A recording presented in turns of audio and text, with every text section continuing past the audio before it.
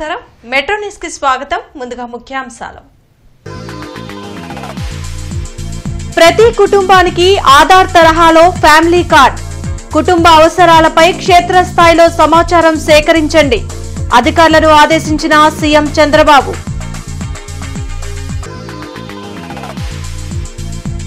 వాడివేడిగా council సమావేశం అధికారుల తీరుపై ప్రజా ప్రతినిధుల మండిపాటు పలు అంశాలపై సుదీర్ఘ చర్చ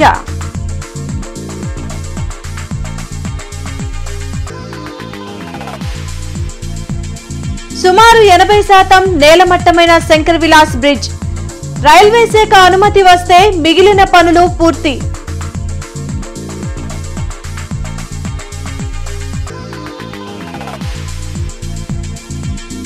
ప్రకాశం బ్యారేజ్ కు వరద ఉధృతి మొదటి ప్రమాద హెచ్చరిక జారీ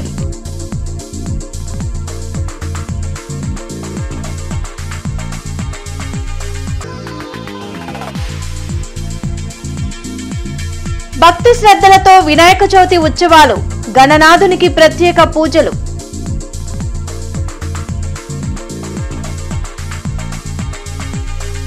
రాష్ట్రంలో ప్రతి కుటుంబానికి ఆధార్ తరహాలో ఫ్యామిలీ కార్డు ఇవ్వాలని ముఖ్యమంత్రి చంద్రబాబు అధికారులను ఆదేశించారు వెలగపూడి సచివాలయంలో ఫ్యామిలీ బెనిఫిట్ మానిటరింగ్ వ్యవస్థపై సీఎం చంద్రబాబు సమీక్షించారు ఈ కార్డులో ప్రభుత్వ పథకాలు సహా అన్ని వివరాలు పొందుపర్చాలని సూచించారు కుటుంబ అవసరాలపై క్షేత్రస్థాయిలో సమాచారం సేకరించాలని ఆదేశించారు ప్రభుత్వ చేయూత అవసరమైతే వెంటనే అందేలా వ్యవస్థను సిద్దం చేయాలన్నారు త్వరలోనే పాపులేషన్ పాలసీ తీసుకురానున్నట్లు చంద్రబాబు వెల్లడించారు వారి కుటుంబాల్లో వారిని వీధి కుక్కలు కరవడం లేదు కాబట్టే కార్పొరేషన్ అధికారులు పట్టించుకోవడం లేదని ఎమ్మెల్యే గల్లా మాధవి ధ్వజమెత్తారు నగరపాలక సంస్థ కౌన్సిల్ సమావేశ మందిరంలో జరిగిన సమావేశంలో mayor Kovelamudi Ravindra MLA Galla Madhavi MLC Chintagiri Yesuratnam commissioner Puli Srinivasulu కార్పొరేటర్లు హాజరయ్యారు ఈ సందర్భంగా ఎమ్మెల్యే మాట్లాడుతూ వీధి కుక్కల విషయంలో కార్పొరేషన్ నిర్లక్ష్యం వహిస్తుందని మండిపడ్డారు వీధి కుక్కల వలన కార్పొరేషన్ పరిధిలో ఎంతో మంది యాక్సిడెంట్స్ కు గురవుతున్నారని గతంలో పిల్లలు కూడా చనిపోయారని గుర్తు చేశారు కార్పొరేషన్లో జరుగుతున్న అభివృద్ది పనులకు వర్కులు ఇచ్చిన వారికే మరలా ఇవ్వడం కరెక్ట్ కాదని తెలిపారు దీనిపై స్పందించిన మేయర్ త్వరలోనే వీధి కుక్కల సమస్య నివారణ చేపడతామని హామీ ఇచ్చారు కుక్కల ప్రేమికులతో కలిపి జంతు ప్రేమికులతో కలిపి ఒక సొసైటీతో మనం ఏర్పాటు చేసుకుంటే బాగుంటుంది అని చెప్పారు అయితే చాలా మంది రావడం కూడా జరిగింది మరి ఎందుకన్నా వాళ్ళకి ఇంతవరకు అప్పచెప్పడం జరగలేదు ఎలా పరిస్థితి తయారైందంటే మనకి కార్పొరేషన్ లో మన ఇంట్లో పిల్లలు కుక్కల బారిన పడి చనిపోవట్లేదు కాబట్టి మన పెద్దలు కుక్కల బారిన యాక్సిడెంట్లతో చనిపోవట్లేదు పడిపోవట్లేదు కాబట్టి మనం దీన్ని పట్టించుకోవట్లేదు అన్న విధంగా ప్రజలు మాట్లాడుకుంటున్నారు దీనికి చాలా ఫాస్ట్ గా ఇలాగా స్నేహ యానిమల్ వెల్ఫేర్ సొసైటీ లాంటి వాటికి మరొకసారి అవకాశం ఇవ్వకుండా కరెక్ట్ గా ప్రాపర్ గా చేసే విధంగా ఒక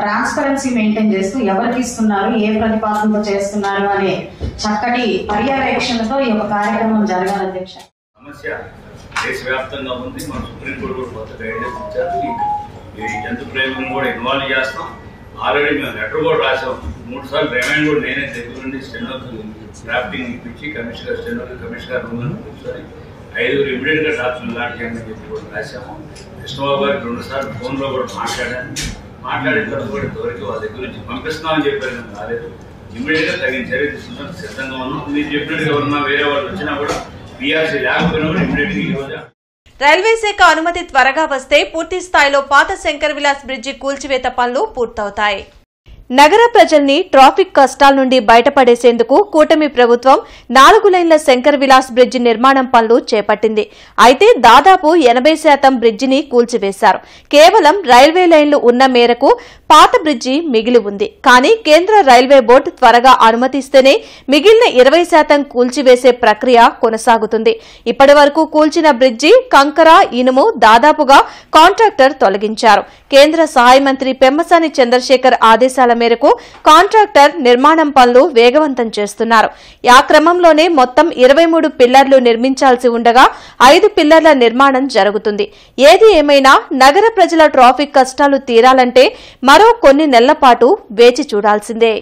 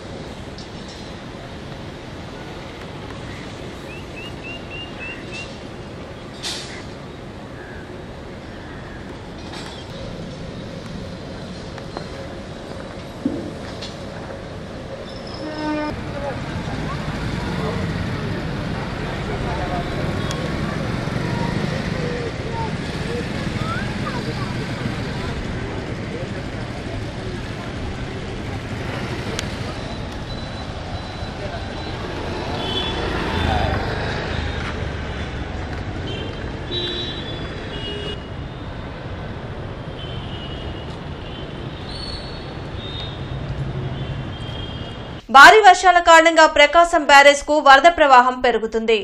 దీంతో గేట్లు ఎత్తి దిగువకు నీటిని అధికారులు విడుదల చేస్తున్నారు. కృష్ణానది పరివాహక ప్రాంత ప్రజలను అప్రమత్తం చేశారు. మత్స్యకారులు వేటకు వెళ్లవద్దని, నదీ పరివాహక ప్రాంత పొలాల్లోకి వెళ్లడం ప్రమాదకరమని హెచ్చరించారు.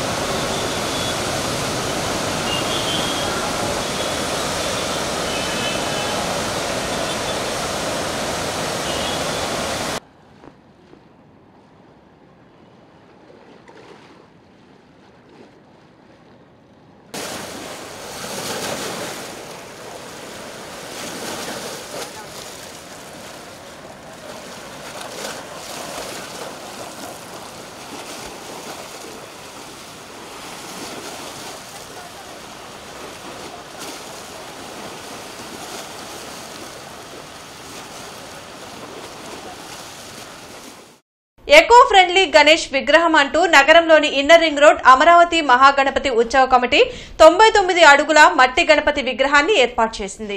గంగానది నుంచి ఈ విగ్రహం ఏర్పాటుకు మట్టిని తీసుకొచ్చామని కమిటీ నిర్వాహకులు ప్రకటించారు. 21 రోజుల పాటు మహాత్రిముఖ నాగ విఘ్నేశ్వరుడికి ప్రత్యేక పూజలు ఉంటాయని, దర్శనానికి ఎలాంటి టికెట్ ఉండదని కమిటీ ప్రకటించింది. దీంతో వివిధ ప్రాంతాల నుంచి భారీగా నాథుని దర్శించుకునేందుకు భక్తులు తరలివచ్చారు. అయితే స్వామిని దర్శించుకోవాలంటే ప్రతి ఒక్కరూ 50 రూపాయల టికెట్ కొనాల్సిందే అని బోర్డు పెట్టారు. దీంతో కమిటీ తీరుపై భక్తులు మండిపడుతున్నారు. ఉచిత దర్శనం అసలు పెట్టకపోవడం ఏంటని ప్రశ్నిస్తున్నారు. దీనిపై కమిటీ నిర్వాహకుల నుంచి మాత్రం ఎలాంటి స్పందన కనిపించడం లేదు.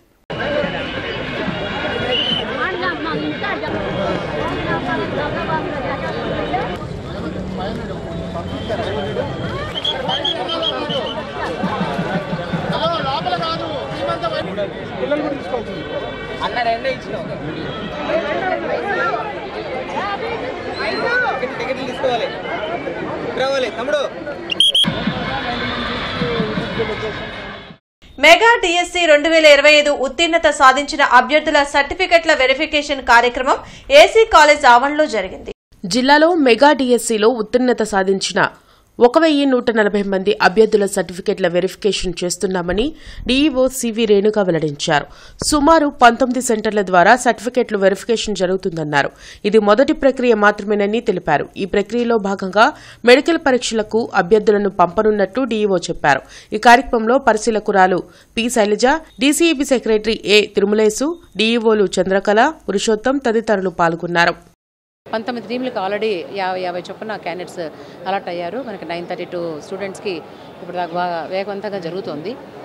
ఏమైనా డౌట్లు వచ్చినప్పుడు కూడా వాళ్ళు క్లారిఫై చేయడం కోసం కూడా మనం డీడీ బీసీ వెల్ఫేరు, అలాగే DD social welfare, tribal welfare, మనకి డిఫరెంట్లీ ఏబుల్డ్ కూడా అంటే డిజబిలిటీ కింద కూడా కొంతమంది రిజర్వేషన్ క్లెయిమ్ చేస్తారు. కాబట్టి ఆ జెన్యూనిటీ గురించి ఎక్స్ సర్వీస్మెన్కి సంబంధించి కూడా సైనిక్ వెల్ఫేర్ ఆఫీసర్ వీళ్ళందరి సహాయ సహకారాలు కూడా తీసుకుంటాం. ఎక్కడైనా డౌట్ వస్తే కూడా తీసుకోవడానికి టెట్ స్కోరు వీటన్నిటిని చూసి వాళ్ళకి ఎలిజిబిలిటీని చూసి వాళ్ళు ఇచ్చిన సర్టిఫికెట్స్ జెన్యూన్గా ఉన్నాయా లేదా అని చూసి వాళ్ళు కన్ఫర్మ్ చేయడం జరుగుతుంది. మనకు మొత్తం 28 రూముల్లో ఏర్పాట్లన్నీ చేస్తున్నప్పుడు కూడా ఈరోజు 19 టీమ్స్కి మాత్రమే మనకి వాళ్ళు అలాట్మెంట్ చేశారు. కాబట్టి 19 టీములు కూడా మనకి వెరిఫికేషన్ అనేది జరుగుతూ ఉంది.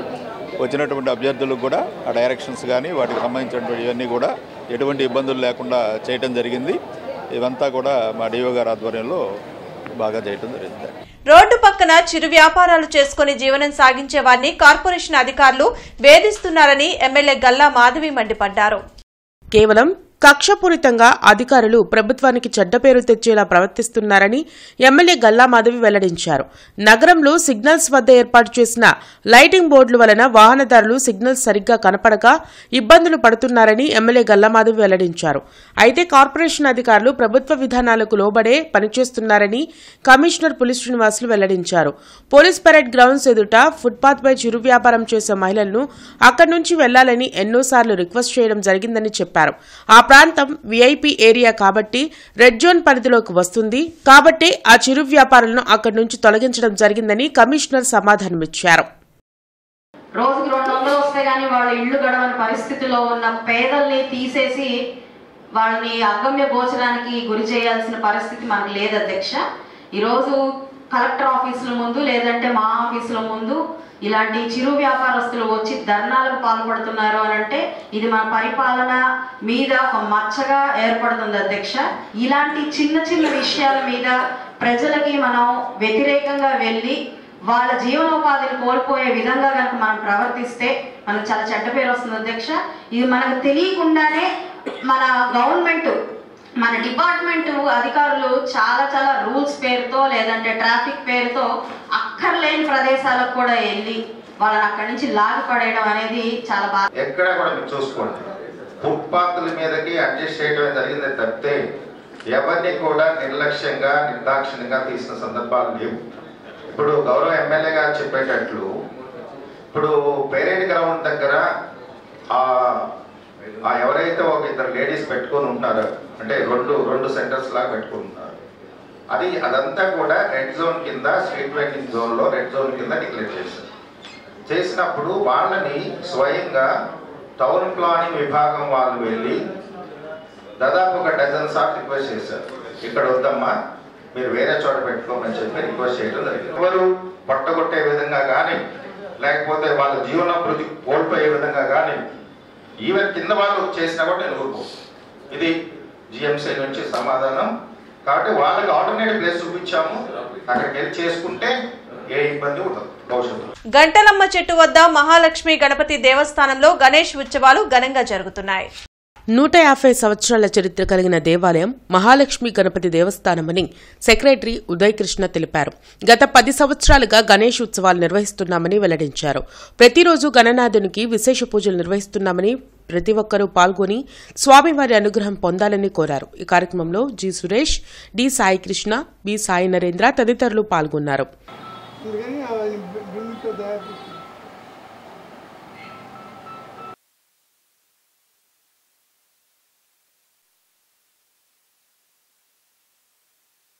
గంటలమ్మ చెట్టు ప్రసిద్ధిగాంచి కనీసం 360 సంవత్సరాలు. ఇది 1781లో పునరుద్ధరణ జరిగింది.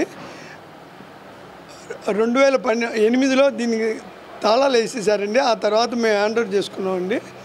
చేసుకున్న కాడి నుంచి దసరా, నవరాత్రులు, వినాయక చవితి చేస్తున్నాము. ఈ వినాయక చవితి మొదలుపెట్టి 2012 సంవత్సరాలండి. రేపు దసరా 15 సంవత్సరాలు అయిందండి. 2016లో విగ్రహాలు పునఃప్రతిష్ఠ జరిగింది. ఆకుకూరల అమ్మకందారుల సంక్షేమ సంఘం ఆధ్వర్యంలో పీవీకే నాయుడు కూరగాయల మార్కెట్ వద్ద గణేష్ మండపం ఏర్పాటు చేశారు. సుమారు 36 సంవత్సరాలుగా గణేష్ ఉత్సవాలు నిర్వహిస్తున్నామని నిర్వాహకులు తెలిపారు. సెప్టెంబర్ 5వ తేదీన అన్న సంతర్పణ కార్యక్రమం జరుగుతుందని, ప్రతి ఒక్కరూ పాల్గొని స్వామివారి అనుగ్రహం పొందాలని కోరారు. ఆకుకూరల సంఘం వారు ఏర్పాటు చేసినటువంటి ఈ యొక్క వరసిద్ధి వినాయక స్వామి వారికి గత కొన్ని సంవత్సరాలుగా కుల మతాలకు అతీతంగా అన్ని మతాల వాళ్ళు కలిపి కూడా ఈ యొక్క వరసిద్ధి వినాయక స్వామి వారి పూజా కార్యక్రమం నిర్వహించబడుతున్నది. ఇందులో ముఖ్యమైన విశేషం ఏంటంటే లోక కళ్యాణార్థము పాడి పంట పశు అన్నీ కూడా అభివృద్ధి చెందాలని, సకాలంలో వర్షాలు పడాలని, లోకం కూడా సుభిక్షంగా ఉండాలని ఈ యొక్క కార్యక్రమం నిర్వహించడం జరుగుతున్నది. జగనన్న కాలనీల విషయంలో అధికార ప్రతిపక్ష సభ్యుల మధ్య వాగ్వివాదం జరిగి కౌన్సిల్ సమావేశం రసాభాసగా తయారైంది. నగరపాలక సంస్థ కౌన్సిల్ సమావేశ మందిరంలో కొన్నపాడులో వేసిన జగనన్న కాలనీలను రద్దు చేయాలని ఎమ్మెల్యే బూర్ల రామాంజనేయులు చెప్పారు. దీంతో వైసీపీ కార్పొరేటర్లు ఆందోళన వ్యక్తం చేశారు. సుమారు 400 కోట్ల ప్రజాధనం వెచ్చించి వేసిన జగనన్న కాలనీలో నివసించేందుకు ఎవరూ ముందుకు రావడం లేదని ఎమ్మెల్యే వెల్లడించారు. ఆ కాలనీలను రద్దు చేసి అర్హులైన ప్రతి ఒక్కరికి 2 సెంట్ల చొప్పున నివేశన స్థలం ఇచ్చి ఇంటి నిర్మాణం చేయిద్దామని ఎమ్మెల్యే తెలిపారు. దీనికి వైసీపీ ఎమ్మెల్సీ చంద్రగిరి యేసురత్నం అడ్డు తగిలారు. పేదల కోసం జగనన్న కాలనీలు ఇవ్వడం జరిగిందని, వాటిని రద్దు చేయడం కరెక్ట్ కాదన్నారు. కొన్నపాడులో 425 ఎకరాలు ల్యాండ్ తీసుకున్నాం సార్. దీనికి దాదాపుగా 300 నుంచి 500 కోట్ల రూపాయలు అక్కడ ఇన్ఫ్రాస్ట్రక్చర్కి అయితేనేమి, కరెంట్కి అయితేనేమి అన్నిటికీ ఖర్చు పెట్టాం. ఇప్పటికీ 3-4 సంవత్సరాలు అయింది. జగనన్న కాలనీని కూడా పేరు పెట్టాం. ఒక్కరు కూడా అక్కడికి వచ్చి ఇల్లు కట్టడం కానీ అక్కడ ఏదైనా ఉండాలన్నటువంటి ఆలోచన కానీ ఇంతవరకు చేయలేదు. దీనికి ఎందుకు చేయలేదు అంటే టౌన్లో ఉన్నటువంటి కార్పొరేషన్ పరిధిలో ఉన్నటువంటి లబ్ధిదారుల్ని అక్కడికి వెళ్ళమని చెప్తున్నారు. ఇక్కడ ఎంక్రోచ్మెంట్ రెగ్యులరైజేషన్లో 4-5 వేల మంది రెగ్యులరైజ్ అయిపోతున్నారు. టిడ్కోలో ఇంకొక 2-3 వేల మందికి మనం ఇల్లు మంజూరు చేయబోతున్నాం. వీళ్ళందరూ కూడా అక్కడ లబ్ధిదారులే. ఇటు లేదు అటు లేదు, అనవసరంగా ఒక 500 కోట్ల రూపాయలు ఒక ప్రభుత్వం సేకరించింది, మంచి ఉద్దేశంతోనే సేకరించింది, కానీ అది ఉపయోగపడడం లేదు. ఇప్పటికైనా దయచేసి దాన్ని రద్దు చేసేసి ఎవరైతే అర్హులు ఉన్నారో ప్రస్తుత ప్రభుత్వ విధానం ప్రకారం 2 సెంట్లు స్థలం ఇవ్వండి. సెంటుతో అది నడిచేది లేదు, ఎవరు వెళ్ళరు.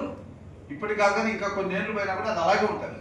20 గజాలు 30 గజాలు అక్కడ పోయి పేదలందరూ పోయి అక్కడ గుడిసేసుకుంటే ఎవరో దయగలిగిన మహానుభావుడు, ఎవరో తహసీల్దారు, అక్కడున్న రెవెన్యూ అధికారులు ఉంటే వాళ్ళకి వచ్చేది. అలాంటిది ఈ రోజున జగనన్న కాలనీస్ పేరుతోటి 30 లక్షల మంది లబ్ధి పొందారు. ఒకటే ప్లాన్ ఒకటే ప్రీమియం, మీ కుటుంబానికి పూర్తి రక్షణ అంటూ ఎస్బీఐ అడ్వాన్స్డ్ ప్లాన్ పై క్యాంపెయిన్ వేదాంత హాస్పిటల్ వద్ద నిర్వహించింది. కుటుంబ యజమాని వయసు 44 సంవత్సరాలుంటే 15,000 రూపాయలు ప్రీమియం చెల్లిస్తే పూర్తిగా ఆరోగ్యంతో సహా బీమా లభిస్తుందని ఏజెంట్ మనోహర్ తెలిపారు. ఎస్బీఐ గ్రూప్ మెడిక్లెయిమ్ పాలసీని ప్రజలకు అందుబాటులోకి తెచ్చిందని, ప్రతి ఒక్కరూ పాలసీని తీసుకుని తమ కుటుంబానికి రక్షణ కల్పించాలని సూచించారు. ఆరోగ్య అడ్వాన్స్ అని చెప్పి ఒక హెల్త్ ఇన్సూరెన్స్ గురించి, ఒక పాలసీ గురించి అందరికీ తెలియాలి అని చెప్పేసి ఒక అందుబాటులోకి రావాలి అని చెప్పేసి దీని గురించి ఒక క్యాంపెయిన్ రన్ చేస్తూ ఉన్నాము. దీని గురించి ఒకసారి వివరిస్తామండి. ఏంటి అంటే ఇది ఫ్యామిలీ ఫ్లోటింగ్ అనగా సింగిల్గా తీసుకోవచ్చు. ఇది ఒక్కసారి కనుక 45 సంవత్సరాలు వాళ్ళు అంటే ఇంటి పెద్ద కనుక ఏజ్ 45 ఇయర్స్ కనుక ఉంటే గ్రూప్ పాలసీ అండి. 45 ఇయర్స్ కనుక ఉంటే ఫ్యామిలీలో వాళ్ళ భార్యకు కానీ తనకు కానీ వాళ్ళ 2 పిల్లలకు కానీ దాంట్లో ఒక జస్ట్ 15,000 కట్టుకుంటే 10 లక్షల బీమా అనేది బ్యాంక్ వాళ్ళు, గవర్నమెంట్ వాళ్ళు ఇస్తారనమాట. సో అది ఒక ముందు చూపు అనమాట హెల్త్ ఇన్సూరెన్స్ అనేది. ఇది కనుక కట్టుకుంటే రేపటి లోపున ఇంకా ఏం జరిగినా కానీ పూర్తి బాధ్యత బ్యాంక్ది. తీసుకున్న తర్వాత నుండి ఇంకా వాళ్ళ ఫ్యామిలీలో ఎటువంటి సిచ్యువేషన్స్ వచ్చినా, ఏమైనా యాక్సిడెంట్స్ కానీ, ఫీవర్స్ కానీ, ఇంకా వాట్ ఎవర్ ఏమైనా సర్జరీస్ కానీ ఏమున్నా కానీ టోటల్ కవరేజెస్ వస్తాయి. 100% క్యాష్లెస్. కొన్ని పార్టీలు ప్రజల్ని కులాలు, మతాలు, ప్రాంతాల వారీగా విభజించే ప్రయత్నం చేస్తున్నారని మాజీ ఎమ్మెల్యే మస్తాన్ వలీ మండిపడ్డారు. లాంచెస్టర్ రోడ్లోని కోట్రెడ్డి బజార్ వీధిలో రాయల్ గణేష్ యూత్ ఆధ్వర్యంలో నిర్వహిస్తున్న గణేష్ ఉత్సవాల్లో మాజీ ఎమ్మెల్యే మస్తాన్ వలీ పాల్గొన్నారు. ఈ సందర్భంగా ఆయన మాట్లాడుతూ గత 5 సంవత్సరాలుగా రాయల్ గణేష్ యూత్ ఇటువంటి మంచి కార్యక్రమాలు నిర్వహిస్తున్నారని తెలిపారు. ప్రజలకు మంచి జరగాలనే ఉద్దేశంతో రాయల్ గణేష్ యూత్ కార్యక్రమాలు నిర్వహిస్తున్నందుకు వారిని అభినందించారు. ఈ కార్యక్రమంలో రాయల్ గణేష్ యూత్ సభ్యులు పాల్గొన్నారు. ఈ రాయల్ గణేష్ యూత్ వాళ్ళు ఈ ప్రాంతంలో దాదాపుగా 2,000 నుంచి 3,000 మందికి ప్రజలకి అన్నదానం, మరి అట్లానే ఏ పండగ వచ్చినా ఏ ఉత్సవం వచ్చినా కూడా మేము ఉన్నాము. భారతదేశ సంస్కృతిని వాళ్ళకున్న సంప్రదాయాలను కాపాడుకోవడానికి మరి రాయల్ గణేష్ యూత్ వాళ్ళు ముందున్నారు.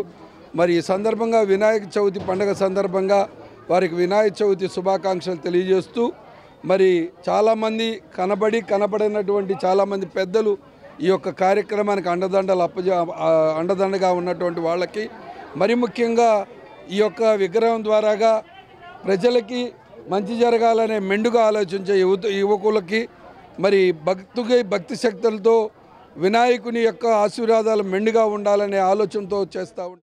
చిల్లర వర్తక సంక్షేమ సంఘం ఆధ్వర్యంలో పీవీకే నాయుడు కూరగాయల మార్కెట్ ఆవరణలో గణేష్ ఉత్సవాలు జరుగుతున్నాయి.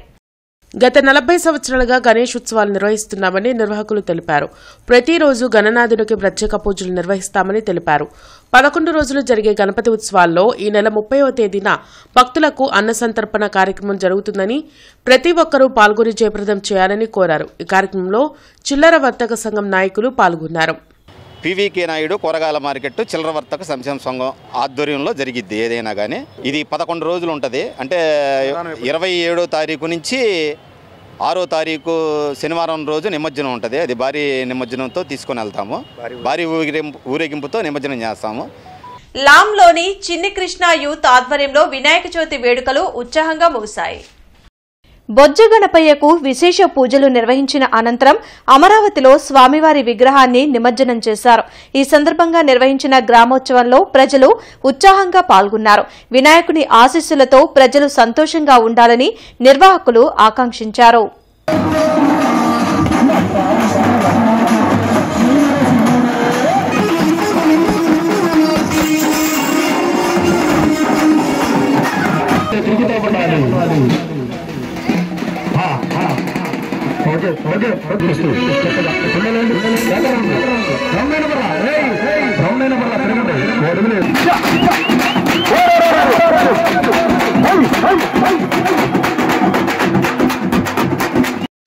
లాం గ్రామంలో గణపతి మహోత్సవాలు అంగరంగ వైభవంగా నిర్వహించుకొని రెండవ రోజు గణపతి నిమజ్జనం కోసం అమరావతికి బయలుదేరాము. మా గ్రామంతో పాటు రాజధాని గ్రామాలు అన్నీ కూడా అభివృద్ధి చెందాలని ఆ గణపతిని ప్రార్థిస్తున్నాము. విద్యుత్ పోరాటంలో ప్రాణాలు కోల్పోయిన వారికి వామపక్షాలు ఘన నివాళులర్పించాయి. విద్యుత్ ఛార్జీల భారం, స్మార్ట్ మీటర్ల బిగింపుపై మరోసారి విద్యుత్ పోరాటం చేయాల్సిన పరిస్థితి రాష్ట్రంలో నెలకొందని నేతలు తెలిపారు. విద్యుత్ అమరవీరుల సంస్మరణ దినోత్సవాన్ని లాడ్జి సెంటర్లోని అంబేద్కర్ విగ్రహం వద్ద వామపక్షాలు నిర్వహించాయి. సిపిఐ, సిపిఎం నేతలు పాల్గొని విద్యుత్ అమరవీరుల చిత్రపటాలకు పుష్పాంజలి ఘటించి నివాళులు అర్పించారు. 2000 సంవత్సరంలో విద్యుత్ ఛార్జీ పెంపుకు వ్యతిరేకంగా బషీర్బాగ్లో జరిగిన కాల్పుల్లో 2 అమరులయ్యారని వామపక్ష నేతలు జంగాల అజయ్ కుమార్, నల్లీకాంత్ గుర్తు చేశారు. అలాంటి పరిస్థితులే ప్రస్తుతం రాష్ట్రంలో నెలకొన్నాయని చెప్పారు. విద్యుత్ ఛార్జీల భారాన్ని ప్రజలపై మోపడంతో పాటు స్మార్ట్ మీటర్లను బలవంతంగా కూటమి ప్రభుత్వం బిగించడం దుర్మార్గమని తెలిపారు. కూటమి ప్రభుత్వ తీరు మార్చుకోకుంటే మరోసారి విద్యుత్ పోరాటం తప్పదని హెచ్చరించారు. స్మార్ట్ మీటర్లు పగలగొట్టడని చెప్పి ఆ రోజు పిలిపించినటువంటి లోకేష్ గారు ఈరోజు దగ్గరుండి బలవంతంగా ప్రతి ఇంటికి స్మార్ట్ మీటర్ బిగిస్తా ఉన్నారు. ఈరోజు ప్రజలందరూ గొగ్గోలు పెడతా ఉన్నారు. ఈ స్మార్ట్ మీటర్ల భారం ఇలానే పెరిగిపోతే రాబోయే కాలంలో ప్రజలు కరెంటు ఛార్జీల కోసం అదనంగా డబ్బు సంపాదించాల్సిన పరిస్థితి రాబోతా ఉంది. తినడానికే కాదు, కరెంట్ ఛార్జీల కోసం కూడా ప్రత్యేకంగా కష్టపడాల్సిన పరిస్థితి రాబోతుందనే ఓ భయం ప్రజల్లో పట్టుకుంది. అందుకనే ఈ ఛార్జీల భారం మేము సహించాం, ఈ ఛార్జీలు మేము ఒప్పుకోమని చెప్పి పెద్ద ఎత్తున ఒత్తిడి తీసుకొచ్చారు. ఇవాళ అధికారంలో వైసీపీ ఉన్నా, తెలుగుదేశం ఉన్నా, జనసేన ఉన్నా, ఎవడున్నా సరే జెండాలు మారుతున్నాయి తప్ప వాళ్ళ ఎజెండా మాత్రం కార్పొరేట్ శక్తులకు అనుకూలమైనటువంటి ఎజెండానే అమలు జరుపుతూ ఉన్నారు. ఈ అమరవీరుల సాక్షిగా విద్యుత్ పోరాటాన్ని మళ్ళీ మనం తీవ్ర స్థాయిలో ప్రారంభించాల్సినటువంటి అవసరం ఉన్నది.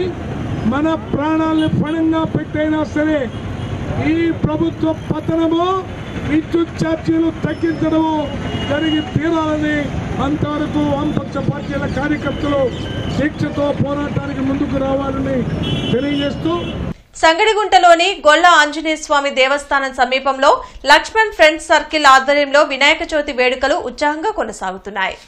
మాజీ మేయర్ కన్నా నాగరాజు పాల్గొని గణపతికి ప్రత్యేక పూజలు చేశారు. ప్రజలు సుఖ సంతోషాలతో ఉండేలా స్వామివారు ఆశీస్సులు అందరిపై ఉండాలని ఆయన ఆకాంక్షించారు. వృషభాద్రీశ్వర ఏవ దైవతన్నః ఫణిశైలాధిప ఏవ దైవతన్నః భగవాన్ వెంకట ఏవ దైవతన్నః శ్రీ శ్రీనివాస కుల దైవతన్నః గోత్రాభివృద్ధిరస్తు ఉన్నత అధికారయోగ్యతా సిద్ధిరస్తు శతమానం భవతి సదాయ పురుష స్థితేంద్రియ ఆయుష్యేంద్రియే ప్రతిష్టతి. భగవంతుడు ఆయురారోగ్యాలు, సుఖ సంతోషాలు, భోగభాగ్యాలు ఇవ్వాలంటూ, అదేవిధంగా సంగడగుంట మంగళదాస్ నగర్ 33వ సంవత్సరం ఈరోజు వినాయక చవితి జరుపుకుంటున్న లక్ష్మణ్ వారు ఫ్రెండ్స్ వారు అందరూ బాగుండాలని, భగవంతుడు ఆయుష ఆరోగ్యం ఇవ్వాలని, వ్యాపారాలు కూడా మంచి అభివృద్ధి రావాలని కోరుకుంటూ ఈ అవకాశం ఇచ్చినందుకు. అరండల్పేట 2వ లైన్లో గణపతి మహోత్సవాలు వైభవంగా కొనసాగుతున్నాయి. గౌరీ తనయుడు విగ్రహానికి స్థానిక భక్తులు ప్రత్యేక పూజలు నిర్వహించారు. సకల శుభాలు కలగాలని వినాయకుణ్ణి వేడుకున్నారు.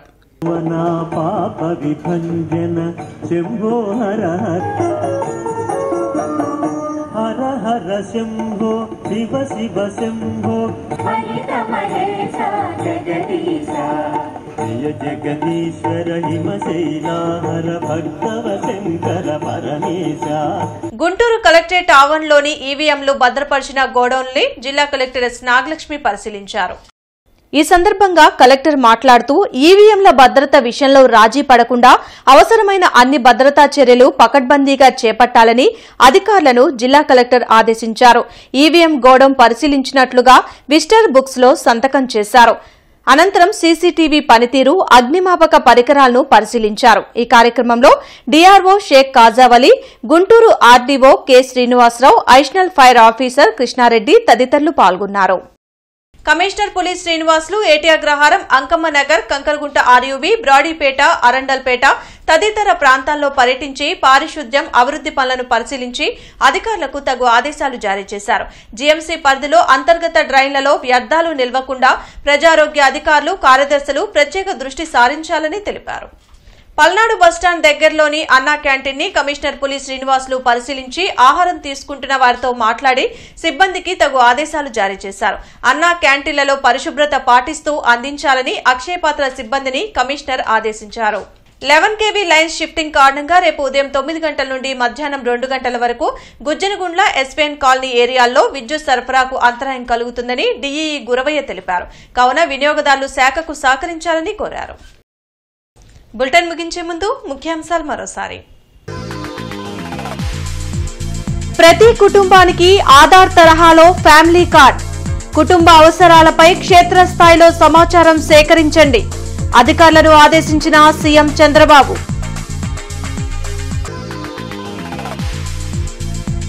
వాడివేడిగా కౌన్సిల్ సమావేశం.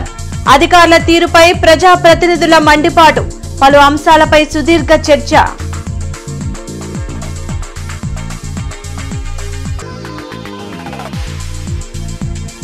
సుమారు 80% నేలమట్టమైన శంకర్ విలాస్ బ్రిడ్జ్. రైల్వే శాఖ అనుమతి వస్తే మిగిలిన పనులు పూర్తి.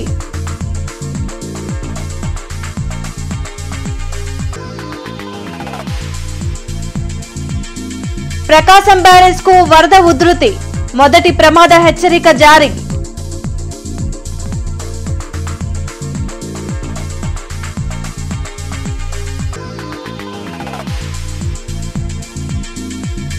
భక్తి శ్రద్ధలతో వినాయక చవితి ఉత్సవాలు. గణనాథునికి ప్రత్యేక పూజలు.